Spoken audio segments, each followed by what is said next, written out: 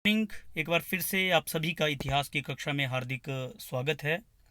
हम कक्षा +2 का प्राचीन भारत का इतिहास पढ़ रहे हैं, जिसमें अभी तक जो सेकंड चैप्टर था हमारा सोशल एंड इकोनॉमिक हिस्ट्री, उसमें महाजनपद, नंदवंश, मौर्य साम्राज्य में चंद्रगुप्त मौर्य और अशोक से रिलेटेड बहुत सारे जरूरी कॉन्सेप्ट्स के ऊपर हमने डिस्कशन किया है। एग्जामिनेशन पॉइंट ऑफ व्यू से भी ये सारे के सारे टॉपिक बहुत ज़रूरी है और बहुत सारे क्वेश्चन यहाँ से एग्ज़ाम में आते हैं।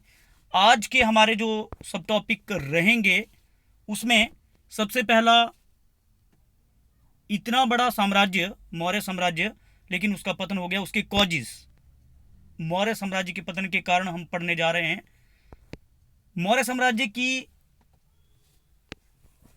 पतन के बाद शुंगवंश, सातवाहन और उसकी तरह बहुत सारे छोटे छोटे राज्य अस्तित्व में आए, जिनमें चेदी, यवन, चोर, चेल और पांड्य, ये दक्षिण भारत के तीनों बहुत शक्तिशाली और प्रसिद्ध राज्य रहे हैं।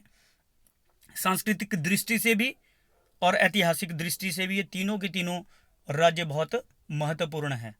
इसके बाद शकों के बाद कुषाण वंश, और कुषाण वंश के सबसे शक्तिशाली शासक कनिष्क के जीवन और उसकी विजयों का वर्णन हम आज करने जा रहे हैं। तो सबसे पहले हम पढ़ेंगे मौर्य साम्राज्य के पतन के कारण। क्या ऐसे कॉजेस थे कि इतना बड़ा साम्राज्य का पतन हो गया, जिसके लिए इतिहासकार बहुत सारे कॉजेस बताते, बहुत सारे कारण बताते हैं कि ये कारण रहा है। इन कारणों में सबसे बड़ा कारण अशोक का उत्तरदायित्व।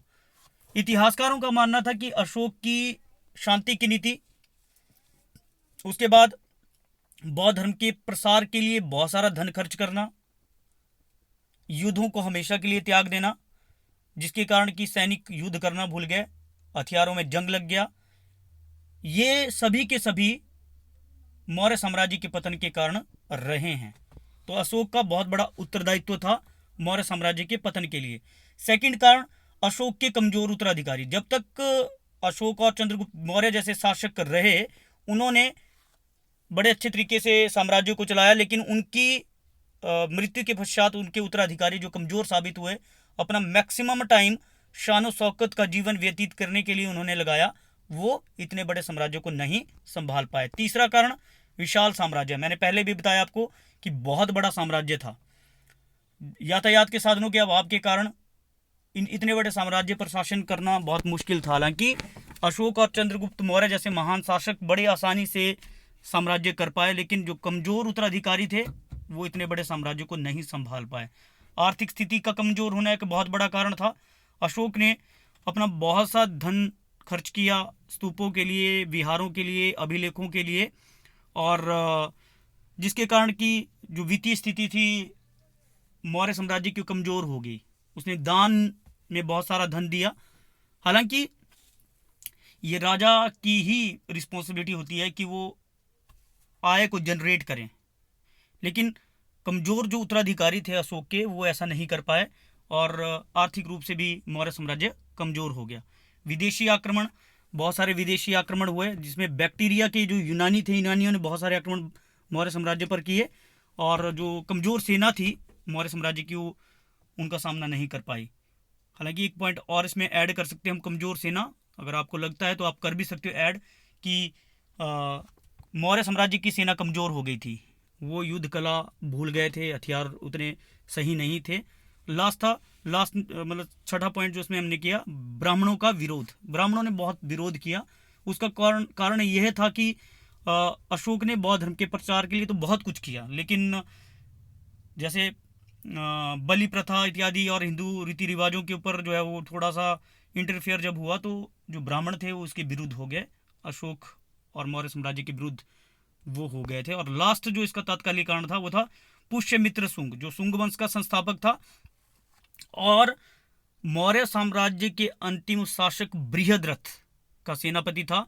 उसने बृहद्रथ की हत्या की और मौर्य साम्राज्य का पतन कर शुंग वंश की स्थापना की। ये घटना 185 ईस्वी पूर्व की है। तो ऐसा माना जाता है कि बृहद्रथ सेना का निरीक्षण करने और हथियारों का निरीक्षण करने के लिए गया था, और वहीं पे पुष्यमित्र शुंग ने उसकी हत्या कर दी। तो ये कारण थे मौर्य साम्राज्य के पतन के। एग्जामिनेशन पॉइंट ऑफ व्यू से बहुत जरूरी क्वेश्चन एग्जामिनेशन में आता है, चाहे 2-3 नंबर में आए, 4 नंबर में आए, आप लोगों ने इसको उस तरीके से प्रिपेयर कर लेना है। नेक्स्ट जो हमारा टॉपिक रहेगा शुंग वंश, पुष्यमित्र शुंग। हमने पहले भी डिस्कशन किया कि मौर्य साम्राज्य के पतन के बाद शुंग वंश की स्थापना हुई। पुष्यमित्र शुंग जो कि शुंग वंश का संस्थापक था, 185 ईस्वी पूर्व में उसने शुंग वंश की स्थापना की और मौर्य साम्राज्य को नष्ट किया। इस प्रकार से 185 ईस्वी पूर्व से 73 ईस्वी पूर्व तक शुंग वंश ने मगध पर शासन किया। इसके बाद हम पढ़ेंगे सातवाहन और चेदी वंश। चेदी वंश ये कलिंग का जो प्रांत था, मौर्य साम्राज्य के शासक अशोक ने कलिंग को जब विजित किया, तो जब तक तो मौर्य साम्राज्य ने शासन किया ये उनके अंडर था, लेकिन जैसे ही मौर्य साम्राज्य का पतन हुआ तो कलिंग प्रांत पर मेघवाहन नामक जो शासक थे, उसने चेदी वंश की स्थापना की। वो एक शक्तिशाली शासक था, और लेकिन इस वंश का जो सबसे प्रसिद्ध और शक्तिशाली शासक रहा है वो थे खारवेल। बहुत फेमस रहा, हाथी गुफा अभिलेख में उनके बारे में जानकारी प्राप्त होती है। नेक्स्ट जो टॉपिक है हमारे पास सातवाहन, ये भी बहुत प्रसिद्ध रहे हैं, दक्षिण भारत का एक प्रसिद्ध राज्य, जिन्हें आंध्र वंश, आंध्र जाति के नाम से भी जाना जाता है। वो स्वयं को ब्राह्मण कहते थे।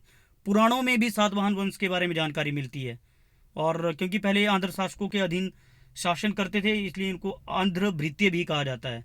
मौर्यों की भी सामंत रहे हैं। सातवाहन इस वंश के संस्थापक थे। सातवाहन वंश के जो संस्थापक थे उनका नाम था सिमुक। सिमुक ने इस वंश की स्थापना की थी। एग्जामिनेशन में छोटे छोटे नंबर के क्वेश्चन आते हैं, सातवाहन वंश के संस्थापक कौन थे? सिमुक। जबकि इस वंश का जो सबसे शक्तिशाली शासक रहा है वो थे गौतमीपुत्र सातकर्णी। तो 30 ईस्वी पूर्व में सिमुक ने सातवाहन वंश की स्थापना की थी, और मगध पर अधिकार उसने किया था 30 ईस्वी पूर्व में। ठीक है, अब हम पढ़ेंगे गौतमीपुत्र सातकर्णी के बारे में, जो कि सातवाहन वंश का सबसे विख्यात और शक्तिशाली शासक रहा है। उसने 106 ईस्वी से लेकर 130 ईस्वी तक शासन किया। नासिक अभिलेख, बहुत सारे अभिलेख और शिलालेखों के बारे में हमने मौर्य साम्राज्य के काल में पढ़ा कि बहुत सारी चट्टानों को काटकर जो है उसके ऊपर लिखवाया जाता था, खुदवाया उन्हें जाता था। और अशोक के शासन काल में शिलालेख और स्तंभ लेख जो थे बहुत उसने एस्टेब्लिश करवाए थे। और ऐसा माना जाता है कि बिहार की चुनार की खानें, पत्थर की खानें थी, वहाँ से उन शिलालेखों और अभिलेखों को काटकर भारत के विभिन्न स्थानों पर एस्टेब्लिश करवाया था। और उसमें तो फिर बाद में ये प्रथा चल पड़ी, बहुत सारे शासकों ने अभिलेख और शिलालेख खुदवाए थे। नासिक अभिलेख से गौतमीपुत्र सातकर्णी के बारे में जानकारी मिलती है। उसने शक, यवन और बहुत सारे शासकों को पराजित किया था, और महाराष्ट्र, मालवा, विदर्भ, कोंकण और नासिक के प्रदेश उसने अपने साम्राज्य में सम्मिलित किए थे। उसने प्रजा के लिए बहुत सारे कार्य किए। तो एग्जामिनेशन में 2-3 नंबर का क्वेश्चन गौतमीपुत्र सातकर्णी के ऊपर आता है। अब हम पढ़ने जा रहे हैं दक्षिण भारत के 3 महत्वपूर्ण राज्य, पांड्य, चोल और चेर। आप देख सकते हो मैप में कि ये तीनों के तीनों जो राज्य थे बहुत प्रसिद्ध रहे हैं। ठीक है, बहुत प्रसिद्ध ये रहे हैं, जिसमें पांड्य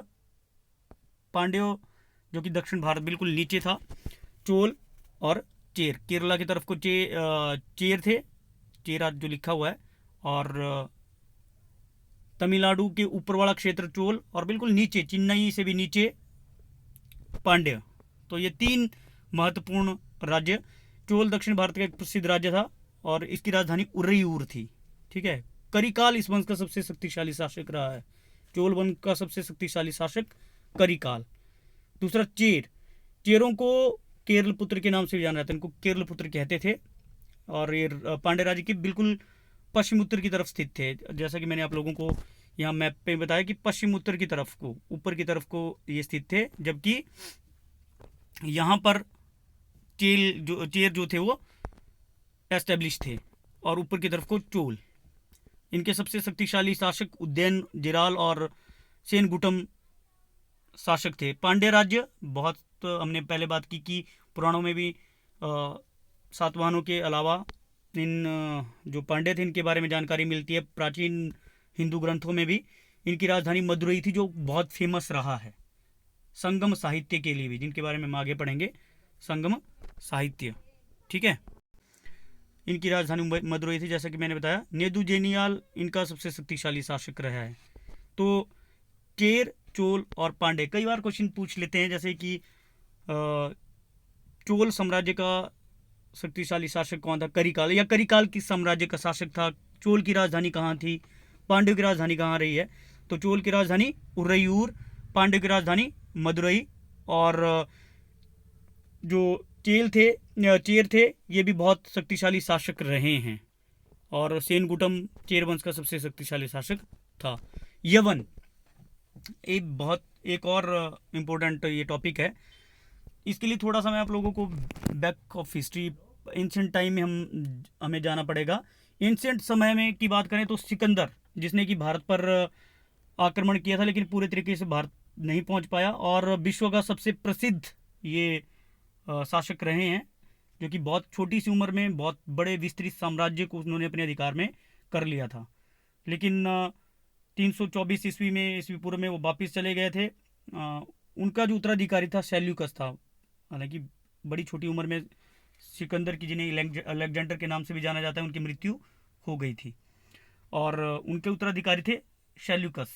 तो सेल्यूकस ने भी एक बहुत विस्तृत साम्राज्य की स्थापना कर ली थी। हमने सेल्यूकस के बारे में पढ़ा था कि 305 ईस्वी पूर्व में चंद्रगुप्त मौर्य और सेल्यूकस के बीच युद्ध हुआ था, जिसमें कि चंद्रगुप्त मौर्य की जीत हुई थी।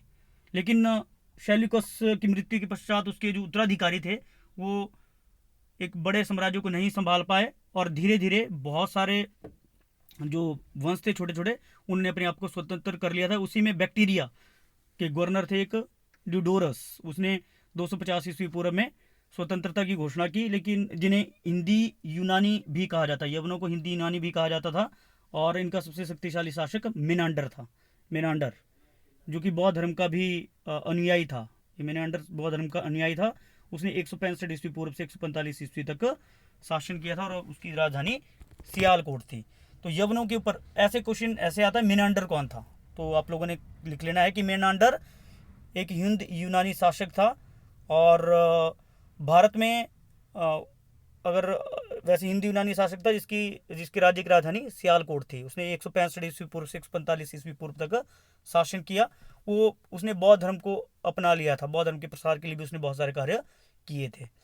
नेक्स्ट, शक, जिन्हें पार्थियन भी कहा जाता था, लेकिन ये एक घुमंतु कबीला था मध्य एशिया का। 165 ईस्वी पूर्व में क्या हुआ, मध्य एशिया में रहते थे, मैंने पहले भी बताया आपको कि उन्हें चीन की यूची जाति ने वहां से निकाल दिया, वो भारत की तरफ आए। बाद में यूची जाति को भी वहां से निकाल दिया था, वो भी भारत की तरफ आए। तो सभी भारत की तरफ ही आते थे। मौर्य साम्राज्य के पतन के बाद, क्योंकि भारत में छोटे छोटे राज्य अस्तित्व में थे, कोई भी ऐसा राज्य नहीं था जो इन आक्रमणकारियों को या जो बाहर से लोग आए थे उनको रोक सके। तो शक जो है वो भारत की ओर आए। शकों ने यवनों को पराजित किया, जो हमने बात की। यवनों को पराजित करने के बाद उन्होंने कई क्षेत्रों पर अधिकार कर लिया भारत के, और कई राज्यों की, अपने छोटे छोटे राज्य, स्वतंत्र राज्यों की स्थापना की, और अपने आप को क्षत्रप ये कहलाते थे। तो तक्षशिला के क्षत्रप, मथुरा के क्षत्रप, लेकिन सबसे प्रसिद्ध उज्जैन के क्षत्रप थे, जिनका सबसे शक्तिशाली शासक रुद्रदामन था, जिसने 130 ईस्वी से लेकर 150 ईस्वी तक शासन किया। नेक्स्ट जो टॉपिक है हमारा, कुषाण वंश। कुषाण यूची जाति से संबंध रखते थे। यूची जाति से संबंध रखते थे। मैंने पहले भी बताया कि उन्होंने किसको हराया, शकों को। हालांकि उनको हुणों ने पराजित किया पीछे से। देखो एक रेल ही बन गई एक किस्म की, पीछे से धक्का दे रहे थे सारे। जैसे मध्य एशिया में सबसे पहले हुणों ने यूची जाति के लोगों को हराया, यूची जाति के लोगों ने आगे यवनों को हराया। तो इस तरीके से ये सभी भारत की ओर आते रहे। तो कुषाण चीन की यूची जाति से संबंध रखते थे। 165 ईस्वी पूर्व में उन्हें हुणों ने पराजित किया था, और वो भारत पहुंचे, 5 शाखाओं में विभाजित हुए, जिसमें कुषाण वंश सबसे प्रसिद्ध था। इस वंश की स्थापना कड़फिशस प्रथम ने की थी, जो इस वंश का सबसे शक्तिशाली शासक रहा है। शक्तिशाली तो नहीं बोल सकते हैं, लेकिन शक्तिशाली शासक, सबसे शक्तिशाली शासक कुषाण वंश का सबसे शक्तिशाली शासक कनिष्क रहा है। कनिष्क ने, बहुत से इतिहासकार अलग अलग राय रखते हैं, कुछ का मानना है कि उसने 78 ईस्वी से लेकर 102 ईस्वी तक शासन किया, जबकि कुछ इतिहासकारों का मानना है कि उसने 120 ईस्वी से लेकर 162 ईस्वी तक शासन किया। तो इस दौरान उसने बौद्ध धर्म को अपनाया। बौद्ध धर्म के प्रसार और प्रसार के लिए उसने बहुत से कार्य किए। लेकिन उसके काल की एक महत्वपूर्ण घटना है कि उसने एक संवत चलाया, कैलेंडर, हिंदू कैलेंडर इसको मान सकते हैं, जिसे शक संवत के नाम से जाना जाता है। और इसको 78 ईस्वी में, जब वो, ऐसा मानते हैं इतिहासकार, जब 78 ईस्वी में वो सिंहासन पर बैठा तो उसने सबसे पहले ये कैलेंडर चलाया। एक चीज़ मैं आप लोगों को यहाँ पे बता दूं कि कैलेंडर अलग अलग रहते हैं। जैसे हम आज की डेट में जो कैलेंडर यूज़ कर रहे हैं वो ब्रिटिश कैलेंडर है ना।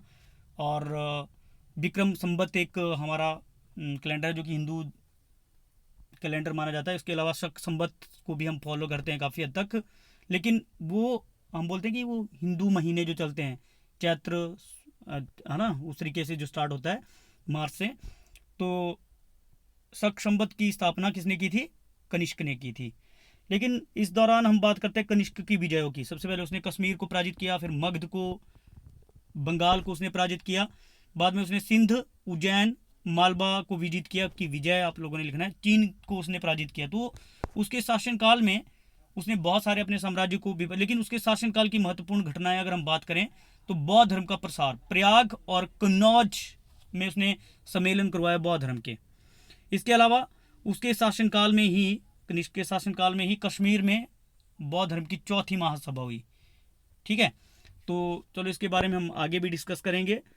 तो आज के लिए ये हमारे सब टॉपिक्स थे, जिसमें हमने सबसे पहले पढ़ा मौर्य साम्राज्य के पतन के कारण। मौर्य साम्राज्य के पतन के कारणों में अशोक का उत्तरदायित्व, उत्तराधिकार, कमजोर उत्तराधिकारी, विशाल साम्राज्य, आर्थिक स्थिति का कमजोर होना, विदेशी आक्रमण, ब्राह्मणों का विरोध। तत्कालिक कांड में हमने देखा कि पुष्यमित्र शुंग ने उसे पराजित किया। फिर शुंग वंश, शातवाहन, चेंदी, चोर, चेल और पांडे और कुषाण वंश।